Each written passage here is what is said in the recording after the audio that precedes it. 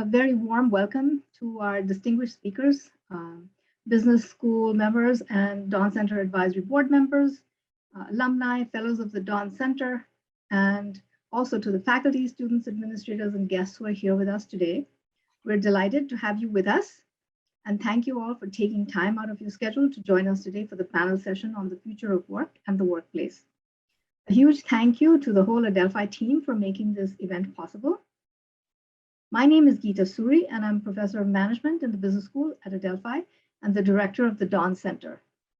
Before we begin, I'd like to give you the agenda for the session and make a few housekeeping announcements. We'll begin with a brief introduction to the Dawn Center given by me. This will be followed by Interim Dean Dr. Marianne Hyland's remarks. Mr. Stephen Davey will introduce our panelists, our very distinguished speakers today. And Mr. Davey, our executive in residence and Dawn Center Advisory Board member, and I will be moderators for the session. After the panel discussion, there will be a Q&A with the audience moderated by Tiger Shui, graduate assistant.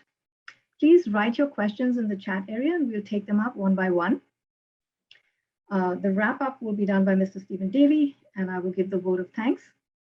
Please keep your microphone on mute unless you're speaking. And if you have any questions during the panel, we would like to ask you to please type the questions in the chat, and the questions will be logged, and we'll address them at the end of the discussion during the Q&A session. Thank you. We'll begin now with the introduction to the Dawn Center. The Dawn Center was started by the late Dr. Alan Ashley with funding from Mr. Alan Dawn. The center began with the aim of promoting research and curriculum development in technological innovation and decision sciences through events on cutting-edge topics related to Industry 4.0, for example, and topics such as the one we have today on the future of work and the workplace. The center's vision and goals have grown to emphasize collaborating with industry in innovation-related areas. These include innovations in supply chain and data analytics, to support the curriculum in our master's programs in supply chain management and data analytics. Collaborations include student projects on industry-related problems and research projects to solve challenges faced by companies. Through such collaborations and events such as panel discussions, workshops, and conferences, the Dawn Center aims to become a knowledge hub and a bridge between academia and industry and enable our students to become industry ready. With that, I would now like to call on Interim Dean, Dr. Marianne Hyland, to say a few words. Thank you so much, Dr. Suri. I'm delighted to once again have the opportunity to welcome everyone to another exciting event sponsored by the Dawn Center. I'm always impressed with the topics, but I will say that most of the sessions are far out of my range of experience. The future of work, however, is a topic that relates to all areas of business, but I think it's especially relevant to those of us in the human resources field. Years ago, when students would tell me that they wanted to go into HR because they were a people person, I used to tell them that they also needed to be a numbers person so that they could work with finance. Today, I tell HR students that they also need to understand technology and how to interpret data. So I think that this fusion of work and the Dawn Center for Innovative Technologies and Decision Sciences will make for a really interesting discussion. I'm looking forward to the session. I want to say thank you to each of our three speakers, and of course to Professor Suri and Professor Davey for putting this event together. Welcome, everyone.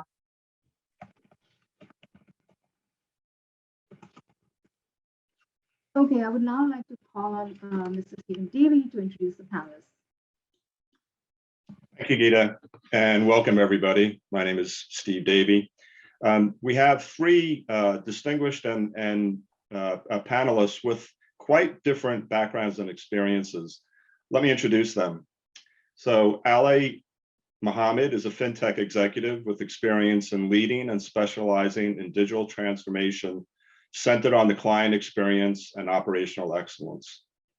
His current role is Chief Technology Officer at Broadridge, where Ali runs technology as a business focused on organization transformation, technology modernization, digital transformation, and cloud adoption. He is a proven senior technology leader in top-tier financial services firms. He recently served as global head of customer experience and product management at JP Morgan. At JP Morgan, Ali led his global technology organization through cultural and technology transformation required to build and support their migration to the private cloud. He is very focused on developing women leadership in technology in corporate America. Ali graduated from Osmania University with a degree in Bachelor of Engineering and completed his executive management education from the Wharton School of Business at the University of Pennsylvania. Welcome, Ali. Thank you. Evan Smith runs a leader behavioral change firm called Metamorphosis Management Group. His work with colleagues and clients helps leaders and their organizations grapple successfully with significant demands for learning and growth. In addition to his own independent clients, he works with partners in change and transformation like Kotter Inc. and Box of Crayons, bringing intentional practical habit change and a structured data-based approach to help leaders shift their patterns, create more engagement, and have more impact. Evan holds an MBA from Yale School of Organization and Management and a bachelor's degree in engineering and liberal arts from Penn State. He currently lives in Providence, Rhode Island. I want to just share a principle of organization that Evan really had developed, I guess, over the years. It goes like this. Organizations change when their leaders do. When each leader chooses a growth learning mindset, models curiosity and accountability, and builds capabilities to learn and lead by example. Well done, thanks. Thank you, Evan. Welcome. And Heather. Thank you. Heather Myers is the founder of Spark No. 9, a next-gen market research firm that uses advertising campaigns to validate new product concepts, pivots, and brand positioning prior to launch. With the Spark team, Heather has developed a methodology that helps companies answer questions like, what product should we build? What target market is most productive before they actually invest? Heather's passion is using design and data science to answer difficult strategical questions, especially those about product market fit and finding first customers. Prior to founding Spark, Heather led corporate strategy and development for Scholastic, a $2 billion leader in K-12 educational technology and children's book publishing and distribution. Prior to joining Scholastic, Heather managed the $12 billion merger of Polygram and Universal and created a digital music division for Universal Music Group. She also led strategy and business development efforts for Universal Studios, television, motion picture, theme park, and music businesses. Heather holds a BA in English from Dartmouth College and an MBA from Harvard Business School. Welcome, Heather. Thank you.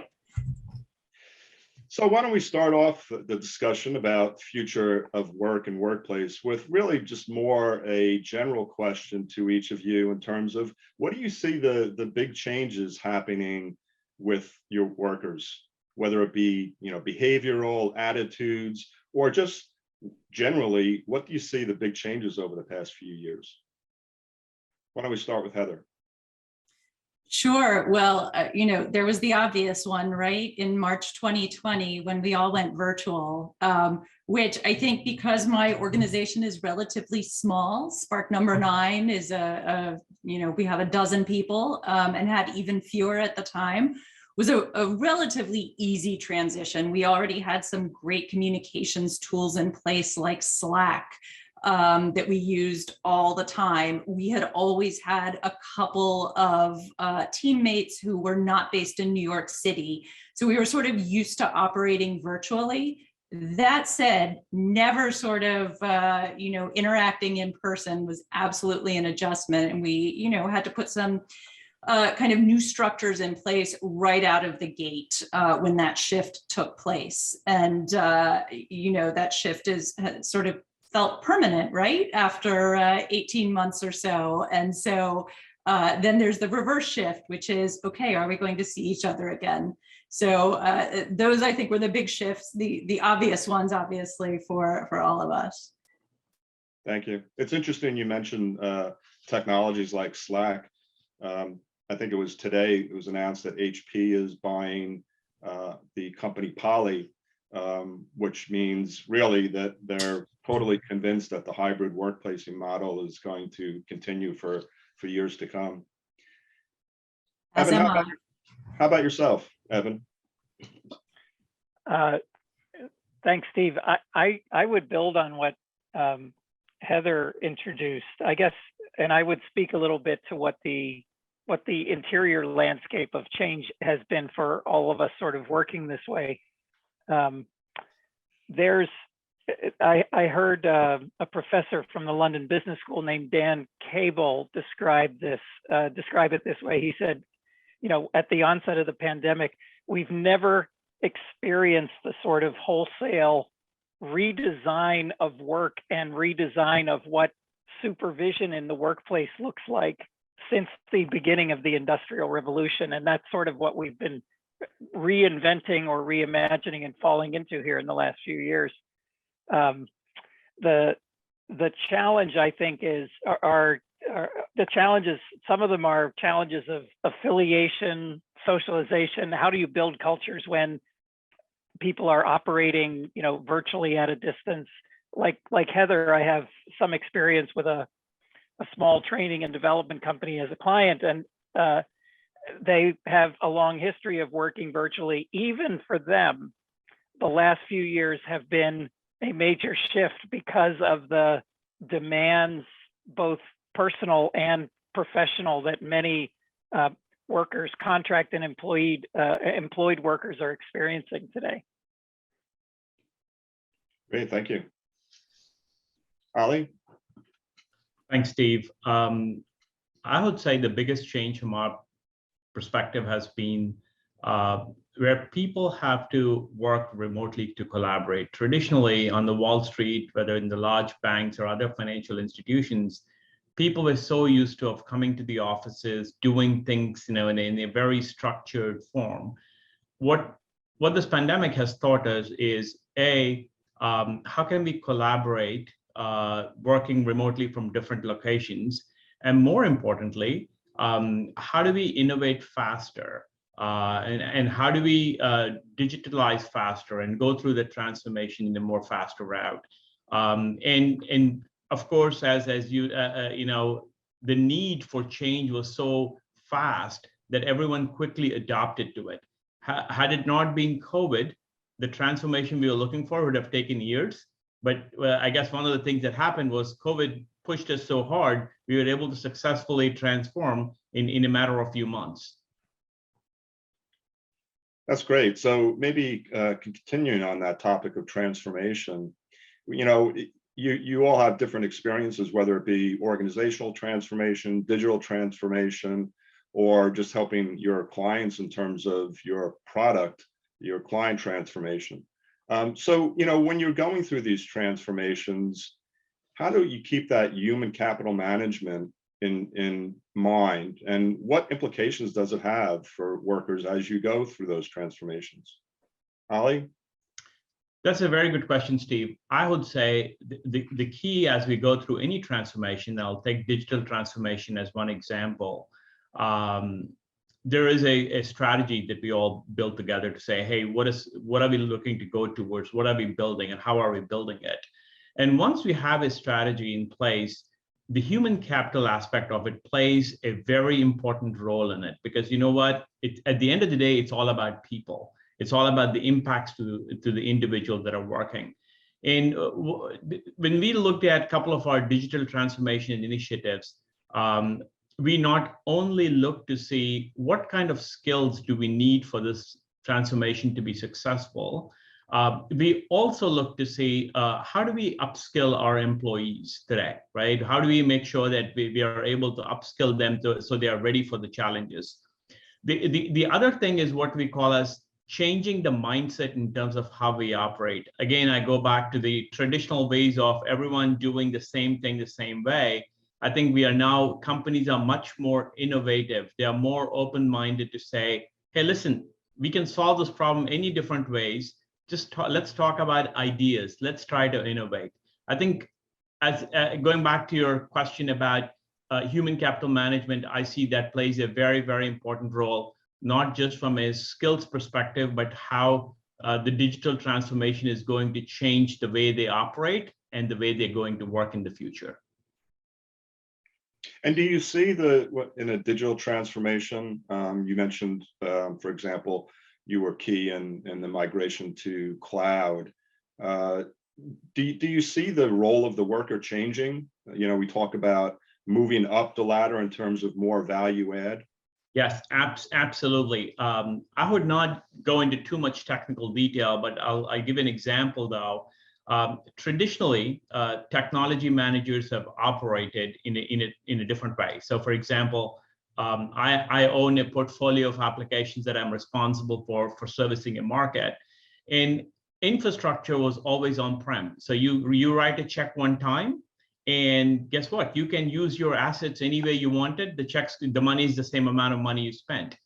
If you go and adopt a public cloud, if we don't change the behavior of financial management, you might actually end up paying much more on public cloud. So the point that I'm trying to drive is it's no longer just being a technology manager. You're also expected to be your own financial person who needs to understand how is this all going to work in the new environment. And if you don't, then it's going to be much more expensive and the outcomes are not going to be all that great.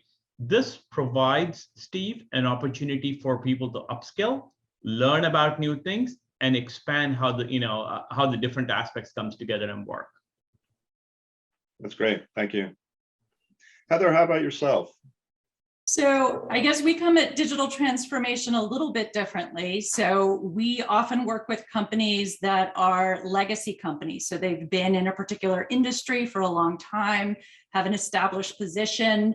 Along come a whole bunch of startups nipping at their heels, and these legacy companies feel that they need to innovate. So innovation can be really hard, right? There's a lot of risk associated with it. And when you have an existing product that pays the bills, that is successful, sometimes it's difficult to embrace the risk associated with doing something new. So what my company does is helps validate demand for some of those new things. So we bring data basically to the problem, and that's a way of kind of de-risking, I think, the whole idea of innovation, making it more comfortable for everyone to embrace that change, usually at the very, very beginning though of a process of change. So just getting used to the idea that, hey, we can create this new product. We know there's demand for it. We know our customers or perhaps some new customers are going to embrace it. And therefore, it all feels a little more comfortable and can really start the process of transformation, digital transformation for a legacy business. Thank you. You had shared a little bit when we last spoke about the decision-making process within your company, being a smaller company. Can you share that a little bit about the top-down, bottom-up type of approach? Yeah, I mean, we are a very, very collaborative business. So our team consists of some strategy people like me, a fantastic creative team who can bring new product ideas or new brands to life very quickly, and an analytical team that runs advertising tests and analyzes the results and so on.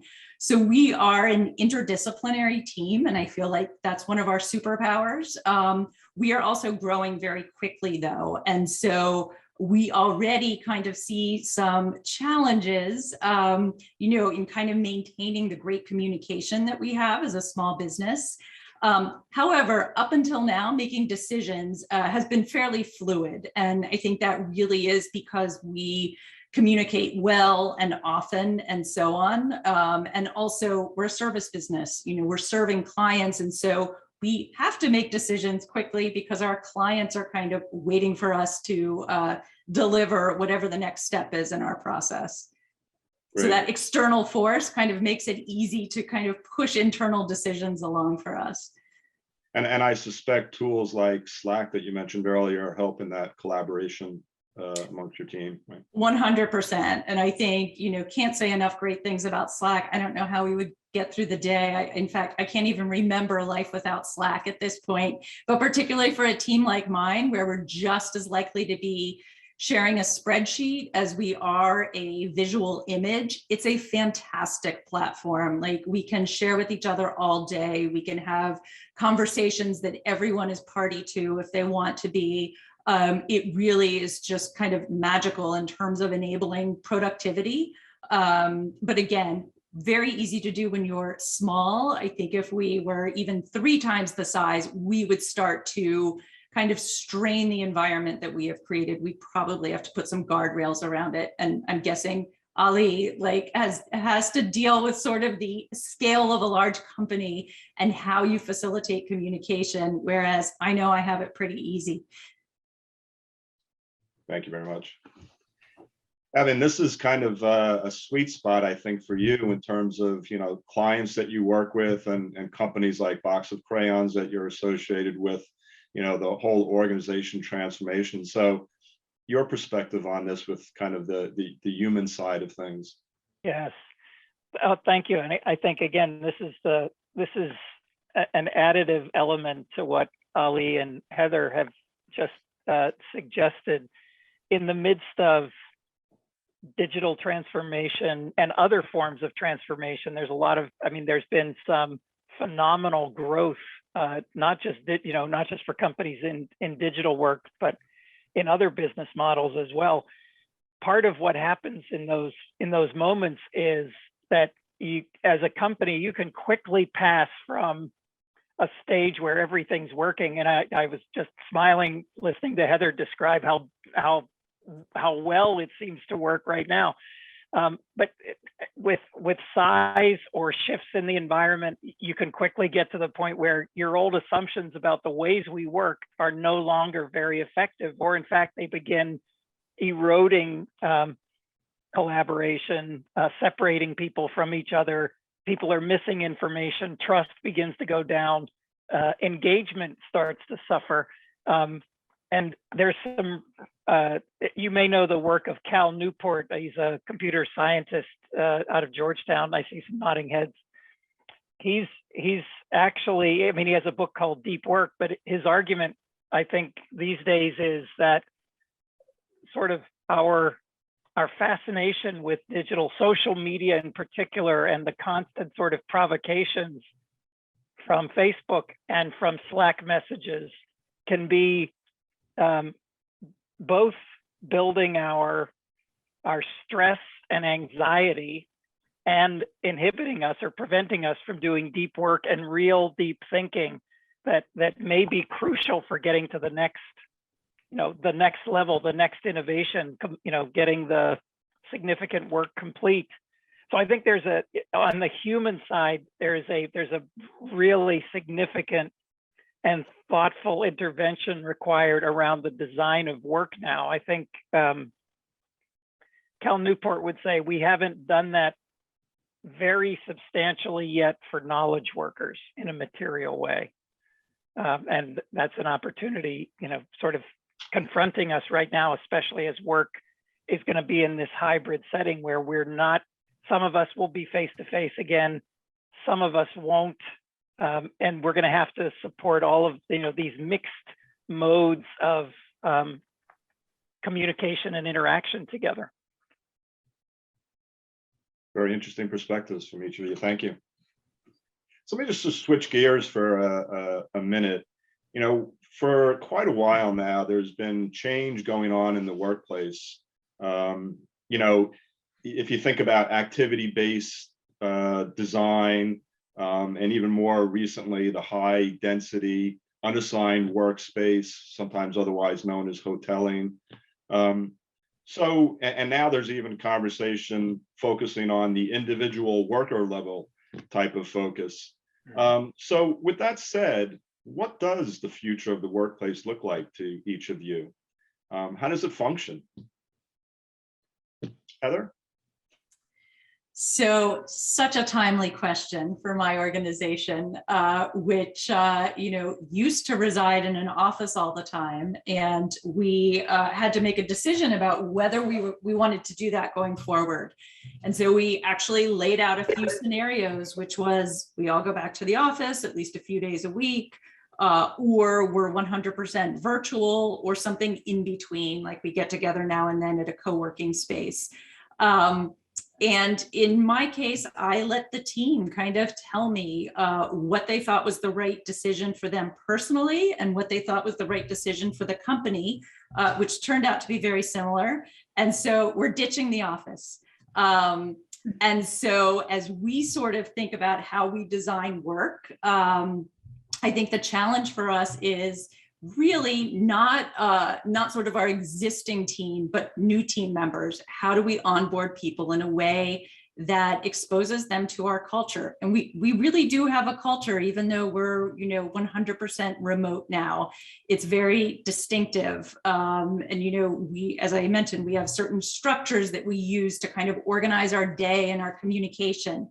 So I think, transitions are still taking place everywhere, of course, and who knows really where the dust will settle. I may come back in 2 years and be back in my office, right? We just don't really know. But I think, for us, we are sort of thinking about how do we structure work 100% remote? How do we be very deliberate about kind of getting together and interacting with each other now and then?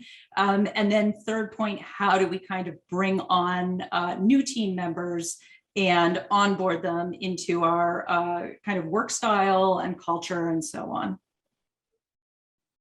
Let me ask, so now that you've made that decision and you kind of talked about, fostering a culture, and I'll come back to that question later on, but do you have virtual birthday parties or virtual happy hours or other ways to kind of connect when you're not specifically focused on a work activity? So we have virtual bingo, we have virtual trivia, we have done scavenger hunts, which are complete madness, and everyone has a great time where you're like scavenging for a leftover pizza box so that your team can win the scavenger hunt. So we've still managed to have a lot of fun without sitting next to each other physically. But also, I think we're all aware that one of the dangers of being virtual is it can be a grind, right? And so, how do you plan for that? How do you shake things up now and then? How do you come together for events now and then and fly people in who aren't in New York and so on? So again, like we're very much in those planning stages, but starting to sort of design our work so that, it's not a grind. People don't burn out. Like it should be fun. And we're doing our best to make it that way. Thanks. Wow, virtual scavenger hunts. That's creative. That's great. Ali, how about yourself? That's such an important question, Steve. Before I answer that question, let me tell you what went into making the decision. We did a lot of employee surveys. We also wanted to make sure what is the rest of the world doing about it, because we are a global firm. And at the top of it, we looked at some of the research. I think Pew Research came back and said 60% of Americans don't want to go back to the office. At least they prefer not to going back to the office. And this was such an important decision for us to make. And we want to make sure we make it right, not only because we wanted to retain the talent pool, but we also want to make sure we create an environment where we can attract the best, right? So where we ended up is we are now in a position where we are asking people to come to the offices for collaborative conversations, not to do your day-to-day work that can be done from home. So once a week, twice a week, you have staff meetings, you have some workshops, you have some learning sessions, you have team collaboration events. So we are asking people to come to the office, again, on a voluntary basis at this point, and say, try out, come for these collaborative sessions, and just don't come to the office one day. Try to coordinate this with your team event. So 5 or 6 of you can come to the office at the same time and make it a collaborative event. And of course, technology is playing a very, very big role in terms of how we are able to successfully make our associates productive as well as make sure that they are empowered. And we're making some very slight changes back to what Heather was talking about. We wanted to make sure that people don't feel just because they're at home, they're expected to work like 24/7. So small changes from senior executives when they send out an email that says, I recognize this email is reaching to you like in a signature event, say, out of your office hours, so don't feel compelled to respond right away. You can get back to me tomorrow, right? Again, small things that kind of go a long way. Great, thank you. So do you know, a lot of people look to their executive management to kind of get that tone of what the work environment is like. So do you pay attention to your point that you made earlier, for example, is that, you know, you're not specifically organizing Zoom calls at 8 o'clock at night, if not necessary to. We are actually going above and beyond to make sure we don't do that. Of course, the nature of the business, if there's a situation, we all get on the call and do what we have to do. And we actually made a small change. Now, our 30 minutes meeting is now defaults to 25 minutes. And then our meeting now defaults to 50 minutes. The idea there is we can give 5-10 minute break in between the meetings so people can stand up, get something to eat, take a bathroom breaks or whatever. So your perspective on all of this? I love what I'm hearing here, and I think you know, there's 3 data points here of describing what's going on. I think I recognize some threads based on what I'm reading about other organizations out there, and I think some of the instincts that you're hearing about, where there is an open dialogue between people leading and frontline workers about what's going to work. I think that's a really effective and important way of doing it. It's not just what to do, but how to do it, and that's a really important how to do it. Fostering a sense of collaboration about things. Part of what I'm seeing is this decision about how to work is not going to be sort of, well, thank goodness we talked to our staff and now we're all going to be in the office 2 days a week, because it's not going to quite be like that. What I'm hearing about now from some of my clients who have sort of, you know, been doing this the right way, easing back to more in-person work, is there are concerns coming from people who are coming into the office because they're not seeing enough of their colleagues and they're not getting quite enough collaboration going on. And they're building a little resentment because some people are still working at home. And the folks at home are saying, you know, I'm not seeing the kind of opportunities that I think the people going into the office are seeing. So we're in a place now where no one may be happy.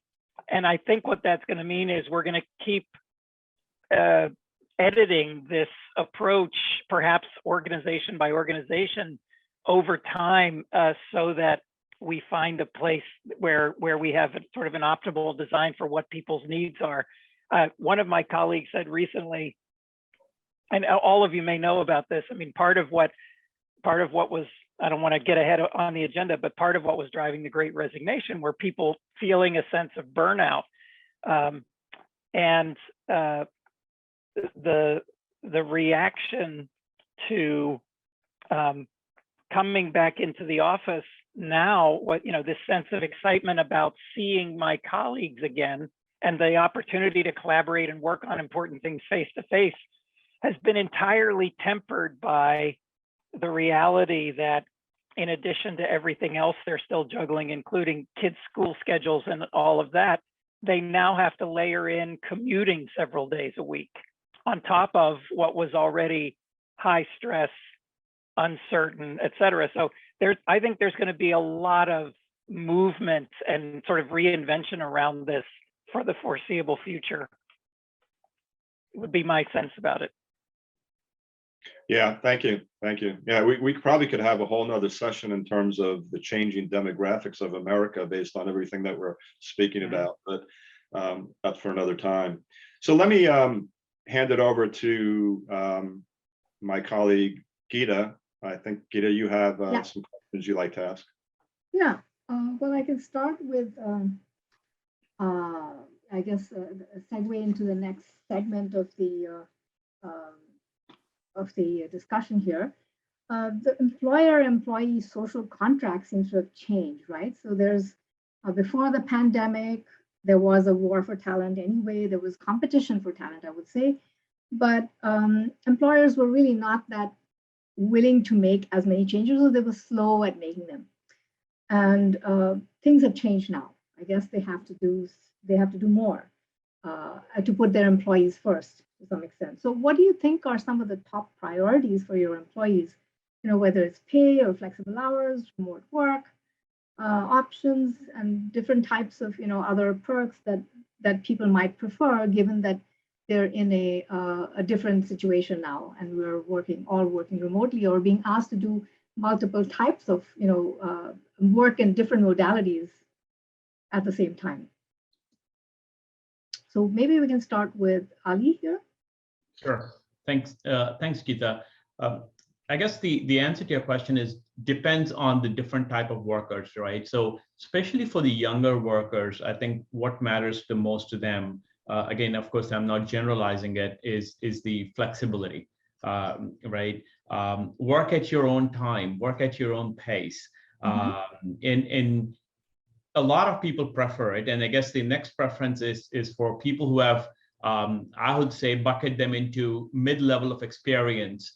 They like the flexibility to work from home, right? So I personally have seen a lot of people who are willing to trade off and say, I don't want more money, I want more flexibility. I want to be able to do other things in life apart from just working. So, and the good thing is the companies are listening. Anybody who's in the business of managing talent and want to attract, you know, everything's on the table as long as you're being reasonable with your asks, and those conversations are happening. Well, that's good. Thank you so much, Ali. That's interesting that people are being responsive, or companies are being responsive.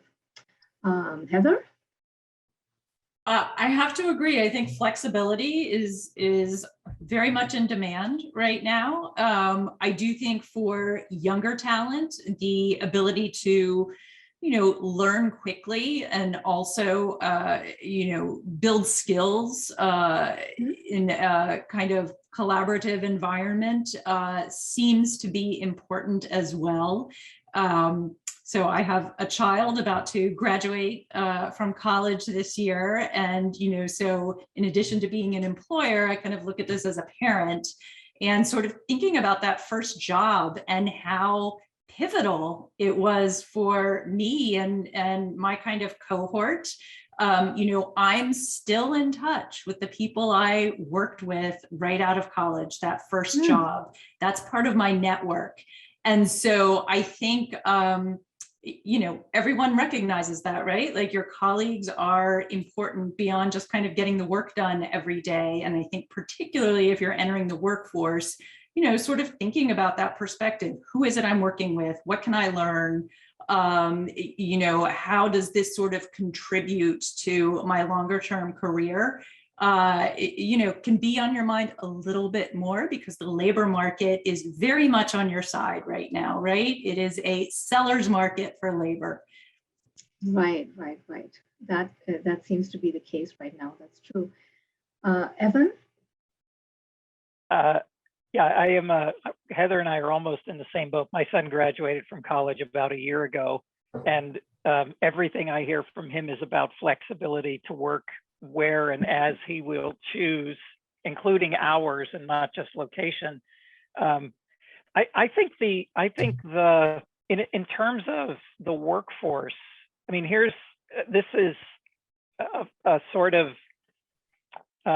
it's a form of flexibility, I suppose. But I think what you see in some of the examples, some of the discussion we've had here today, and what you may be reading about out in the trade press, are more engagement with folks in the organization, workers in the organization, which is a way of sort of offering an opportunity for more input, for more collaboration, to invite more autonomy, more discretion exercised by the people doing the work.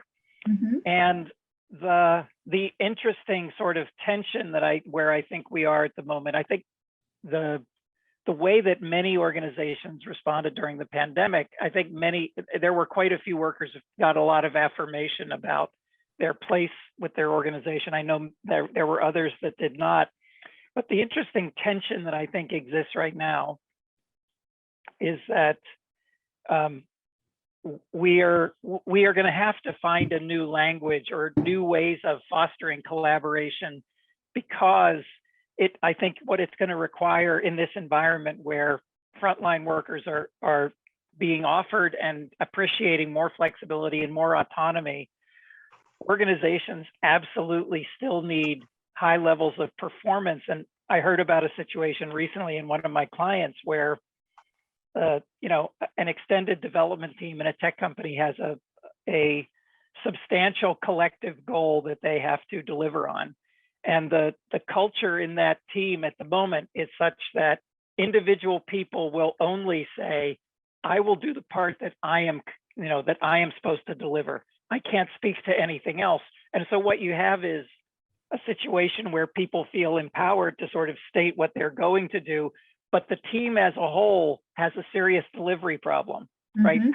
What is it they need to do to build the sense of trust or the sense of possibility, the sense of working together around a shared commitment that's going to make both of those things, autonomy for individuals and productivity, output, performance, possible for the collective.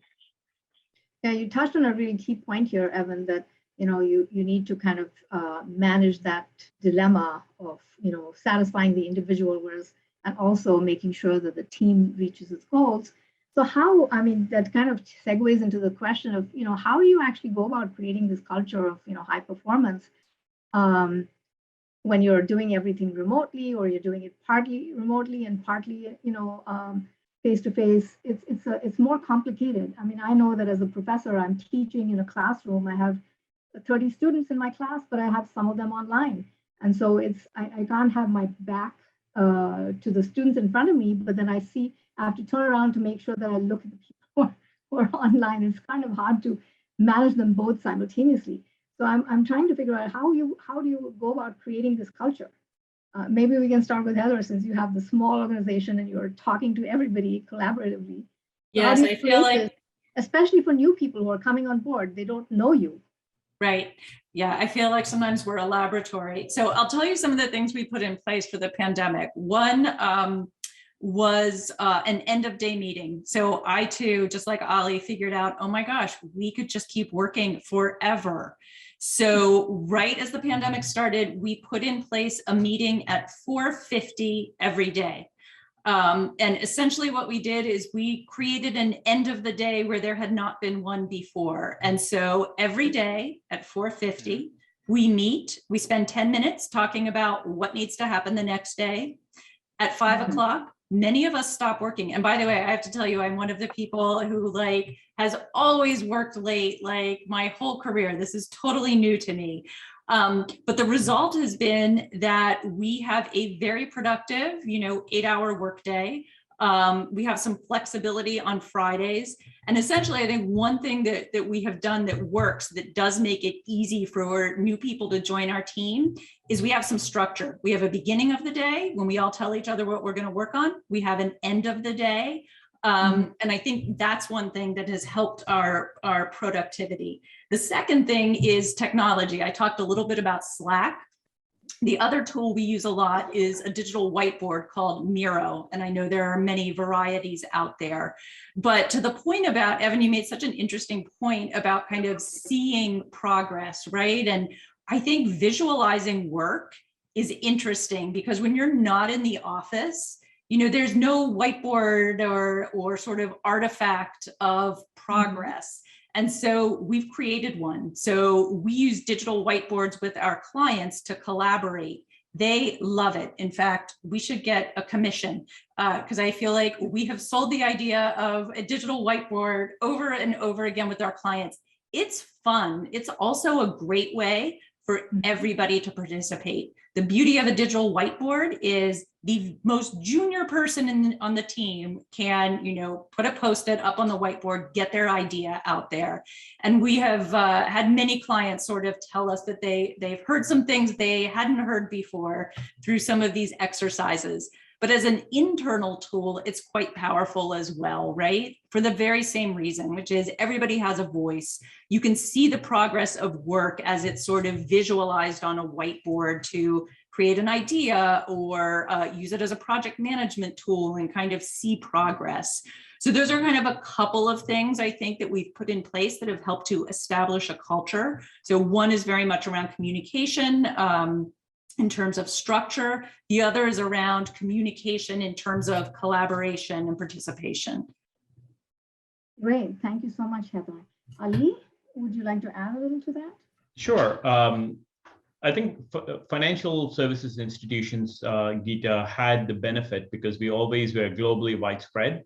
So with people being in different locations, we were kind of used to handling it. I think the other thing that goes is people do have a good understanding of what their day job is in terms of roles and responsibilities. So one of the things that we had to do was, as Heather pointed out, more frequent communication, expectation management, okay, and providing them an avenue to save their escalations, how quickly they should all, that should be coming back to the management team. Now, on the other side of it is my day job is to constantly think about what else do we need to provide to our employees. Broadridge has close to about 14,000 employees globally. And we constantly think about how do I improve productivity? How do I give them more enabled technologies for them to do their jobs, not just do their jobs, but do it better? And how do we get that competitive edge with others? So short answer is I think it's a combination of communication, good amount of governance and oversight, not even coming close to micromanaging it, and holding each other accountable to get things done. Okay, thank you. Evan? Yeah, I think all of that is right. I don't think I would disagree with anything there. Here's what I would add, though, to what's been said, and I think Heather was pointing to this earlier around culture formation. There's no substitute for very intentionally creating opportunities for people to be face to face, eye to eye, and both in an informal way, where it might be about scavenger hunting or other fun activities or just socializing, and so that we can have an exploration around the task in front of us. There are things that happen when people are working in that way with each other that I think can really facilitate some of the outcomes that are needed at this point. Great, thank you so much. So as we see that technology is being integrated more into all aspects of the organization, people need to have. You've talked about Slack, Heather, and Ali, I'm sure you're using a lot of different types of tools for people. And I know that at Adelphi we had to kind of get up to speed on teaching online. So we had to master a lot of new skills very quickly. So what do you see as being important for people going forward? For example, even in accounting firms, for example, people have don't need to have just accounting degrees. They may also hire people with analytics degrees or engineering and data science backgrounds. We see more and more of that. I know that in medicine, people are looking for people with computer science backgrounds. So how do we, what kinds of skills do you think students or people would really need to kind of be successful in the workplace today or the workplace of the future? We'll start with you, Evan. Well, so I'm an engineer. I love data. And I think part of the opportunity in the workplace we're moving towards, with all of the dynamism in it, all the ways in which the workplace is going to be actively changing in the near term, I think people who can or not just comfortable with like databases in Excel and being able to find the story in data, but being able to visualize data and being able to model, take something where perhaps there has been no data collected until now, and find ways to capture data, descriptive data about it. And that might include finding some ways to handle, understanding free text and sentiment in free text, not just structured data. I think both of those things are really going to be critical. And then being able to tell a compelling story about it in terms of work with colleagues, so that so that the right story out of the data gets shared. That'd be where I would start. Okay. So what skills would you see as desirable in your industry or your company, Heather, when you're hiring new talent or training, current talent? Yeah, I think it's interesting. As I mentioned, we have a team of analysts, we have a team of creative people in our company, and yet I expect our analytical folks to participate in all the creative sessions, and I expect all of the creative folks to be able to take feedback from the analytics and use it to drive their decision making in design and so on. So for me, interdisciplinary skills are really important. And some of that, I think, is just being open to skill sets that are very different from your own. That said, at the end of the day, we're trying to prove something at Spark. And so, I really also look for people who have skills around kind of logic and building an argument, which is, we saw this from the data after we tested that, and therefore what? And so, again, that's in very much kind of a liberal arts discipline, right? That ability to synthesize different types of information, build a case, and drive to a decision, I think is really, really important. And I think it's what, my clients depend on my firm for. Good, thank you. Yeah, that is so important, to be able to build a case and logically come to a conclusion. Ali. I have always looked at, not just from a skills perspective, Geeta. To me, I think what matters is your values, your abilities, and then comes the skills, if I go in a sequential order. And when we talk about specific skill set, I think I would agree with Heather. The ability to look at data, interpret the data, logical thinking, as well as strongly ability to synthesize. Again, these days, the technology person is not sitting in a corner room just writing a piece of code. They sit on the board, they talk to our clients, they talk to our customers. It's so well integrated that your ability to synthesize is so important. In terms of specific skill set in technology, I would say, code. Everybody needs how to write a piece of code. Cyber resiliency is huge. There's a huge demand for cybersecurity. Cloud, how do you work on, whether it's Microsoft Azure or AWS cloud? That's two, that's three. And everyone now talks about data. So learning some skills around how to interpret the data and make those decisions around data goes a long way. And I think the one thing that I always look for people is being open-minded, right? So if you have those abilities, you can always train them in these skill sets. Right. That sounds like a tall order. Training people very quickly and all of these things is a lot. But yeah, I take the point well taken. What advice would you have for students as they enter the changing workforce and the new workplace environment? What advice would you give them? I mean, you have both, two of you, Heather and Evan, you have kids who are graduating. What advice would you give all the students here today, since you're in that same situation? Heather, do you want to go first? No, I want you to go first, Evan. I guess here's what I would say. I know we're in this place where there's been a lot of jobs open up, and there seems to be a lot of fluctuation in the employment marketplace. And I guess part of what my encouragement would be to folks who are out there is be flexible. And as you're watching sort of the shifting dynamics in whatever type of role you're going for, more opportunities one day, less opportunities the next. What I would really encourage you to do is sort of keep an eye on your personal mindset and your mental and emotional state in service of you following through on actions that are in your best interest. It can be easy to,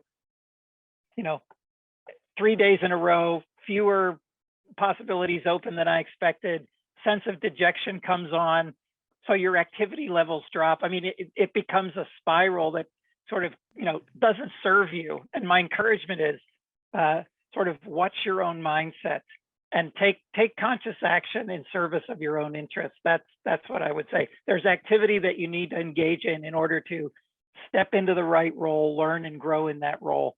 And if you've got a sense about what's going on for you mentally, emotionally, psychologically, it's going to help you to make better decisions that you're happier with for the long term.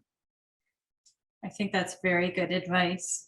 I guess my advice would be that, you're entering the workforce is a two-way street, right? Like you always feel like you are the one being interviewed and tested, but you can turn the tables a little bit too. And I think particularly since you are so fortunate to be entering the workforce in a tight labor market, as you are making decisions about where to work, you're working with people. You're not only working for this sort of faceless company, right?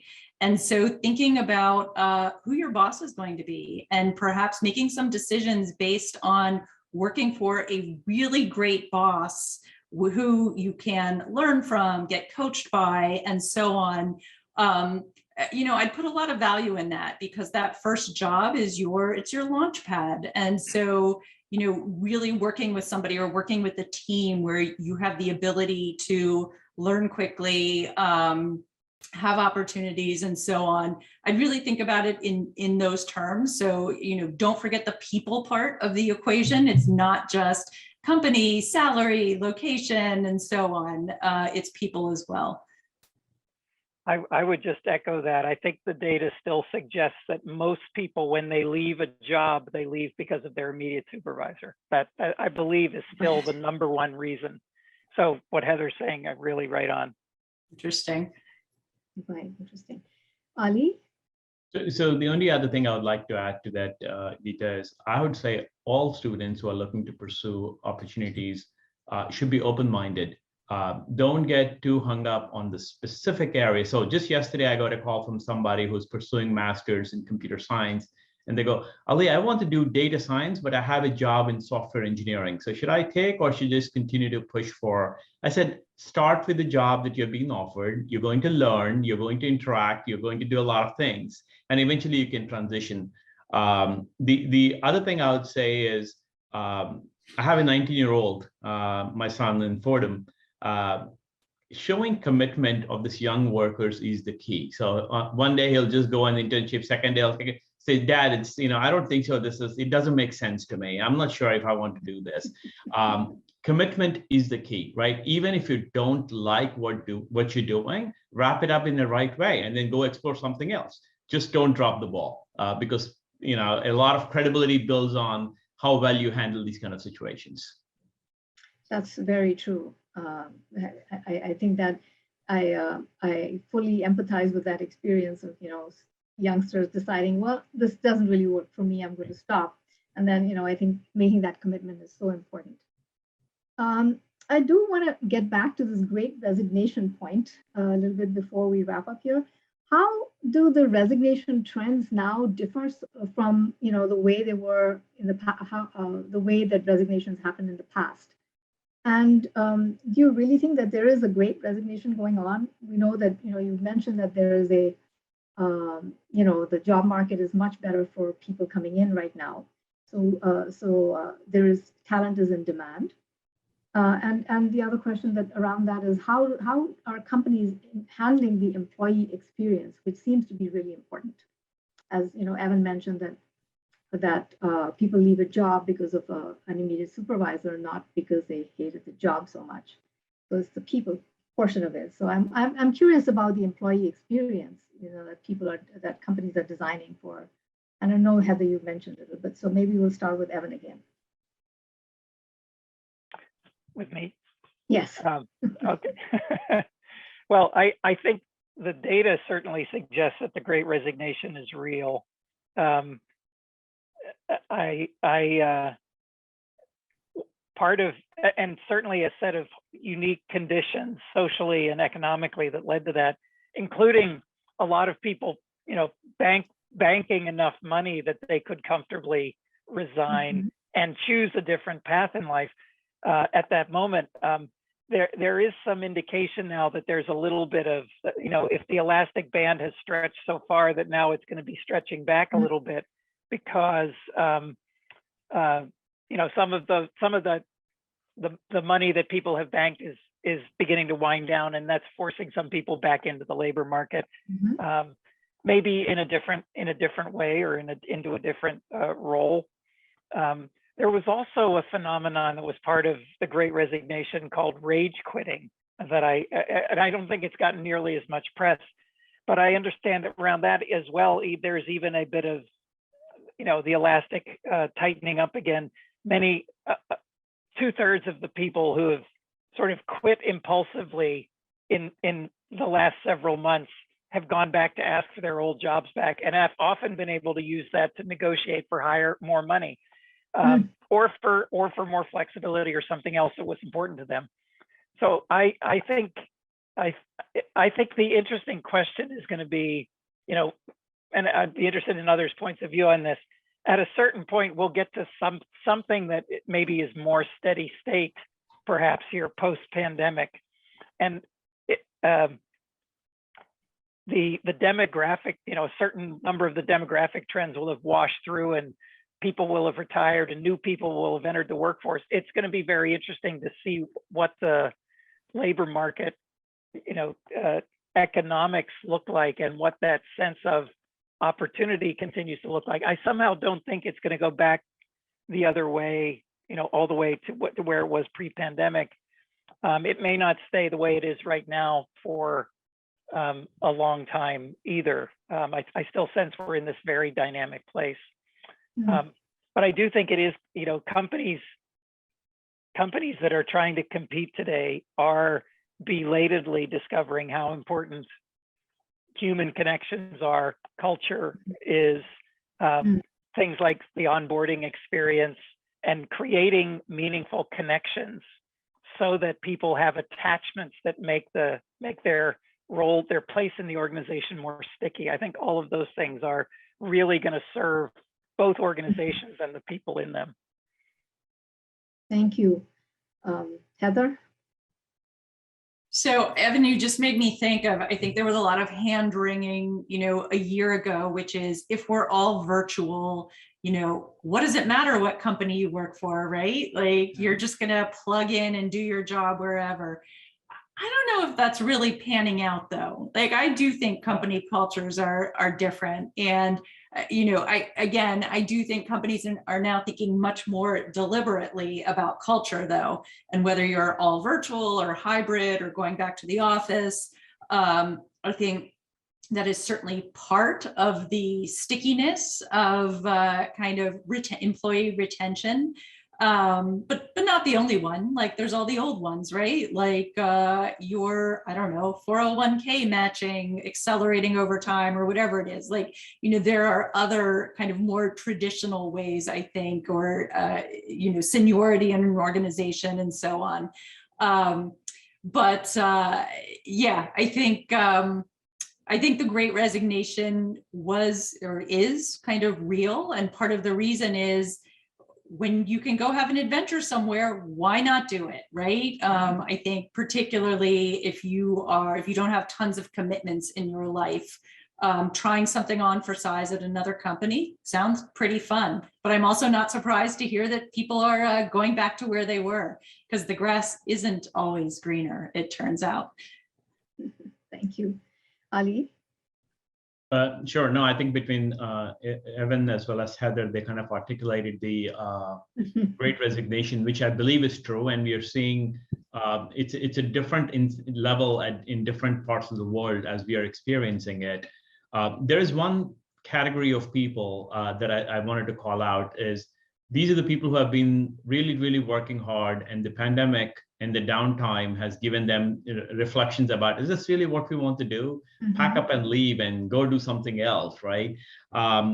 Back to your employee experience question, Geeta, I think we are doing a number of things, right? It's not just about work technology, it's about meaningful work, the wellness of the employees, the well-being of the employees, as also, and also making sure that we constantly talk about upskilling and opportunities for them to do different things. So I think it's a combination of all these three things, in 3 or 4 things, that really helps us retain most of our employees.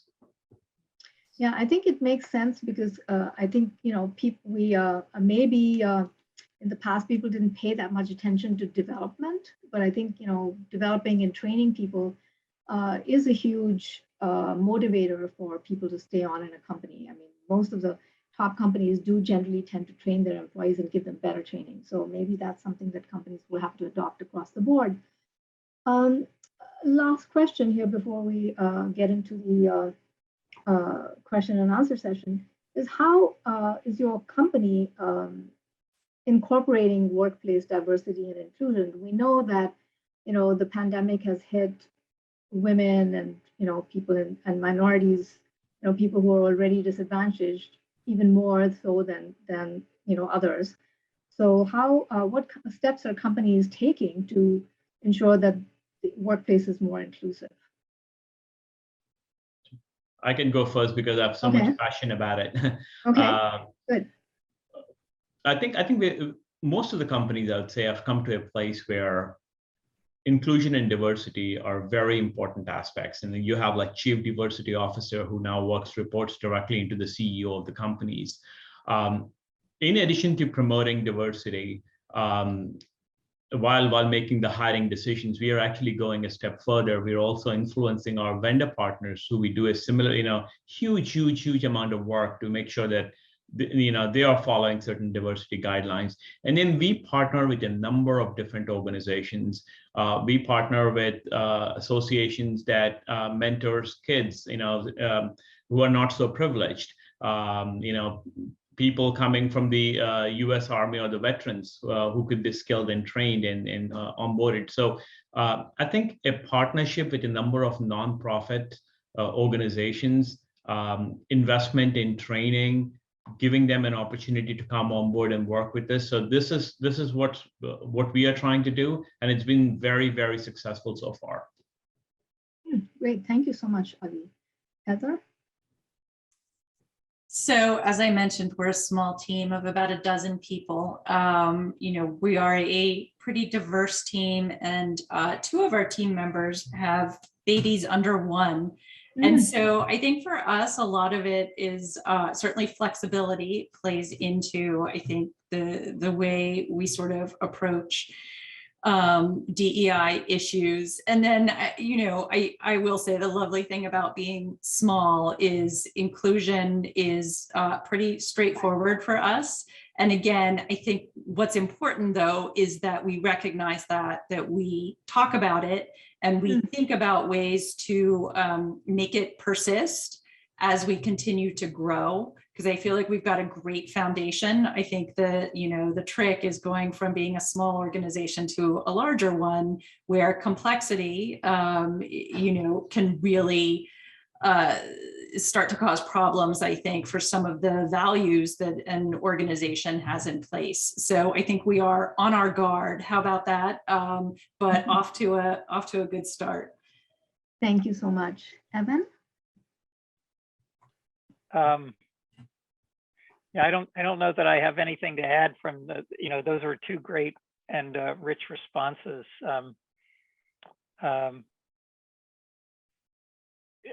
I do think, you know, persistent vigilance is required, and I think part of what that requires, when you think about not just sort of classic DE&I, but I mean, to Heather's point about how each person in the workplace effectively has a unique to them set of needs for being able to be productive and effective at work and support whatever life they have at home or outside, and being in the place where you can create a culture of curiosity for between the team and the supervisor and each person, so that those needs are being surfaced on a regular basis is what's going to create the opportunity for those to be addressed.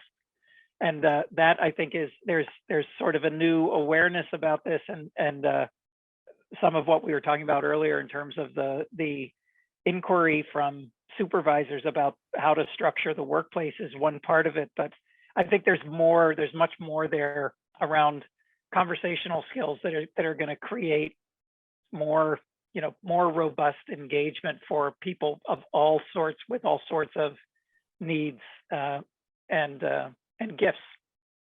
Right. Thank you so much, Evan. That was all of you most insightful. So, Steve, you want to wrap it up?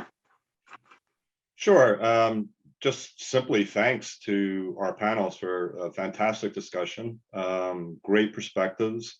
And as I mentioned in the beginning of the call, you know, different backgrounds and different experiences. And I think that came out in terms of some of your, you know, your different answers, which were all very rich and insightful.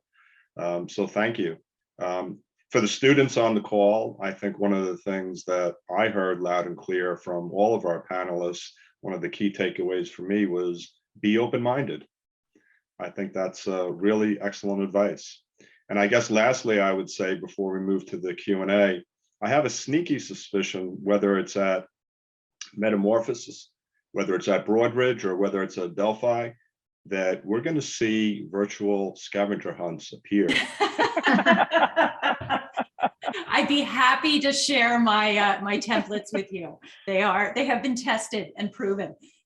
Excellent. And thank you so much. Thank you so much. It was great conversation, and I guess now we'll move to Q&A. Thanks again. Thank you very much. Tiger,